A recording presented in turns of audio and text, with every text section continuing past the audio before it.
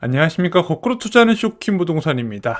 현재 부동산 시장 상황을 가장 쉽게 하는 방법, 바로 아파트 거래량 실시간 체크를 해보겠습니다. 자, 경기도 서울 지역 아파트 거래량 보시면서 지금 이와 관련된 중요한 정보를 좀 공유를 드리고요. 또한 경기도에서 나타난 이상 신호도 과연 이게 부동산 시장에 어떤 영향을 미치는지도 쉽게 정리를 드리겠습니다. 영상 시청 전에 구독과 알람 설정으로 다른 인생을 만드시기 바랍니다.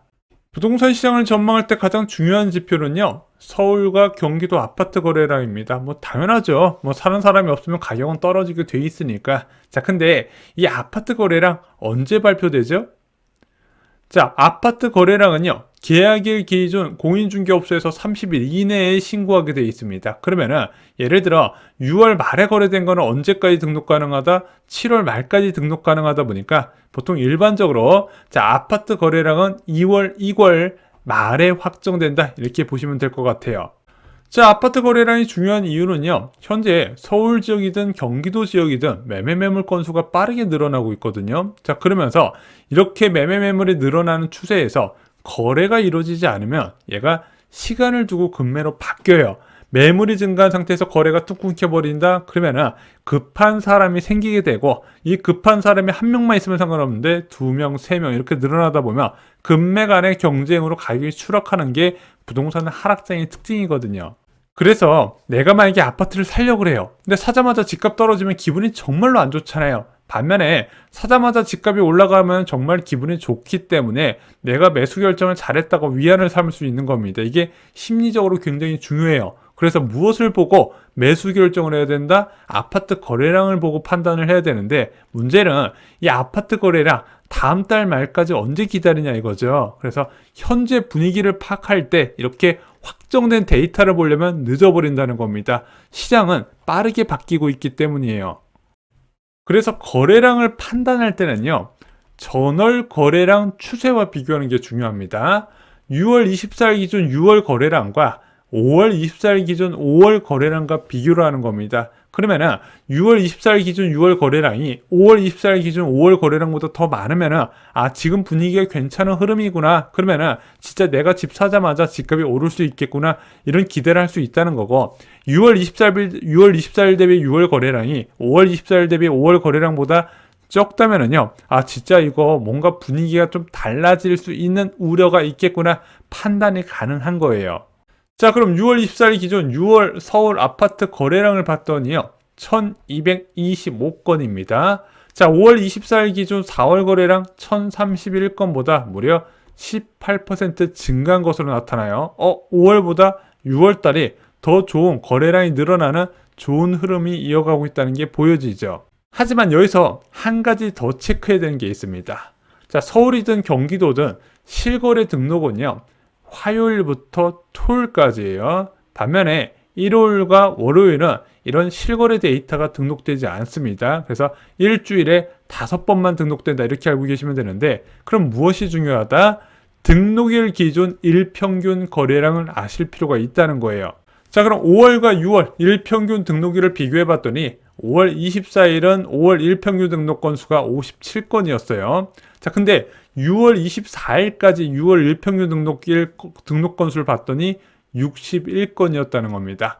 5월 거래량보다 6월 거래량이 18%가 아닌 7%가 더 많다는 거. 그러면은 지금 6월 거래량 예상이 한 3,500건 정도가 된다, 이렇게 말씀을 드릴 수 있을 것 같습니다. 자, 어찌됐든 작년 11월 이후에 8개월 연속 거래량이 증가하고 있어요. 작년 11월에 728건이었죠. 자, 현재 6월 달에 3,500건까지 증가하면 거의 5배 늘어나고 있구나. 자, 이렇게 지속적으로 거래량이 늘어나고 있고 가격 상승세도 이어지고 있잖아요. 자, 그러다 보니까 추가 급락에 대한 전망도 많이 약화가 됐고, 좀 올 초에 좀 부동산 시장을 부정적으로 보셨던 교수님분들도 이제 약간 더 추락 하락은 제한되지 않겠냐, 이렇게 전망을 조금 뷰를 달리 하시는 분들이 좀 생기고 있습니다. 이게 거래량의 영향이에요. 물론 반론도 만만치 않죠. 얘가 거래량이 증가하긴 했는데 작년 절대값이 너무 낮아서 그렇고 이게 여전히 늘어났긴 했지만 과거 평균 5천 건에서 6천 건에 비하면 한참 못 미치더라. 그래서 이것만으로 상승을 판단하기 무리고 여전히 악재가 많다. 이렇게 주장하시는 분들 많이 계십니다. 실제 거래량이 좋은 건 맞아요. 거래량이 적다 보니까 요즘 공인중개업소 폐업도 많이 늘어난다. 이런 이야기 들어보셨을 겁니다. 자, 근데 과거 거래량 데이터 5천 건에서 6천 건 나왔다. 한때 많을 때는 서울에 10,000건 넘고 경기도는 3만 건 넘을 때도 있었거든요. 근데 이때와 직접 비교하기 좀 무리가 있다고 생각을 합니다. 왜냐면은 현재는 2008년 이후에 가장 높은 수준의 기준금리예요. 자, 이렇게 기준금리가 높다 보니까 대출금리, 전세금리 다 높아서 수요가 좀 제한되는 측면이 있습니다. 그래서 수요 제한 효과가 좀 나타나고요. 또 하나, 지금 부동산 시장에 어떤 이야기가 많이 나오죠? 투자자가 없다는 얘기가 나오죠. 왜 투자자가 없냐?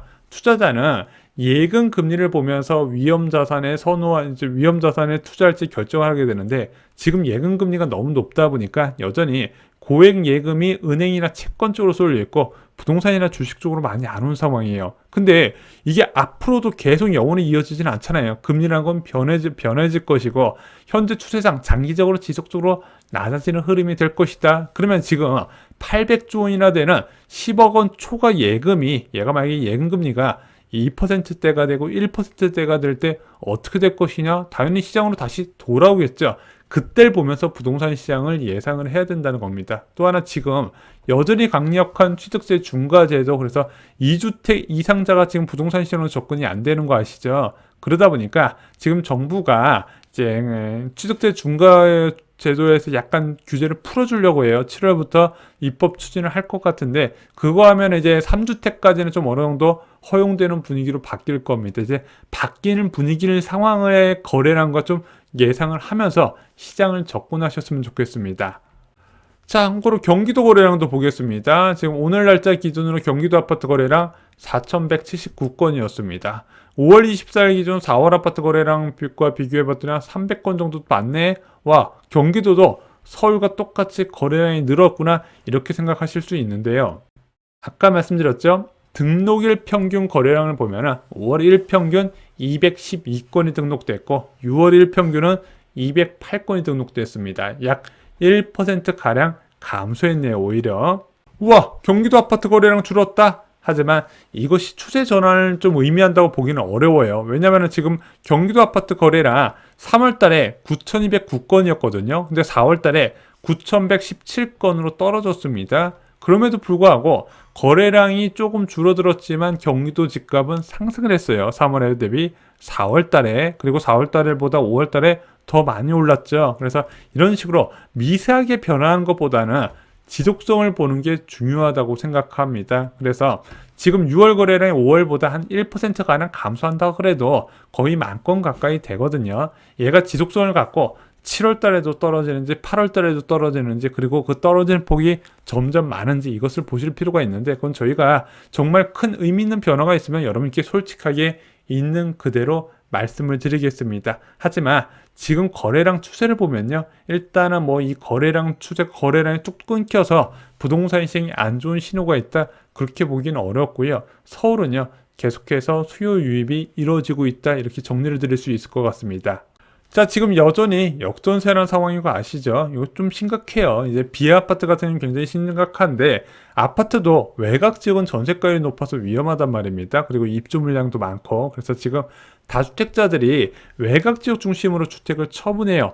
여러 개의 주택 중에서 뭘 처분할까? 지방과 외곽 지역 중심으로 처분하고 서울이나 서울 인접 지역은 좀 움켜쥐려고 하거든요. 그러다 보니까 서울과 다르게 경기도에는 고점 대비 하락률이 높은 매물이 많아요. 여전히 고점 대비 마이너스 24에서 27% 있습니다. 그 정도면 장기적으로 볼 때 괜찮아요. 근데 이 역전세난이 영원히 지속되는 게 아니라 2024년 3월까지 지속되잖아요. 그러면은 이 기간 이내에 내가 전세가 만기가 되면은 경기도 지역, 내가 살던 지역에서 좋은 매물 있으면 잡아도 된다. 아직 내 집 마련을 못 하셨다면 좋은 기회가 있다는 겁니다. 금리가 높고 역전세난이 발생할 때가 오히려 이제 거꾸로 투자하는 관점에서 보면 괜찮은 내 집 마련 투자 시기다 이거죠. 일반인에게 없는 부동산 부자들의 세 가지 능력이 있습니다. 자산을 고르는 안목, 어떤 자산이 더 많이 오를 것인가, 특히 요즘은 호재가 중요해요. 두 번째, 사야 할 때와 팔아야 할 때를 아는 지식, 타이밍이죠. 아마 이번 부동산 급락장에서 이 타이밍의 중요성 모두 다 아셨을 겁니다. 마지막으로 위험을 즐기는 용기. 자, 부자들의 부동산 노트, 지금 반드시 알아야 되는 내용을 모두 포함시키고 있습니다. 이것을 보신 분들의 미래는 분명히 다를 거라 생각합니다. 이상으로 영상 마치겠습니다. 좋아요, 구독, 공유 꼭 부탁드립니다. 감사합니다.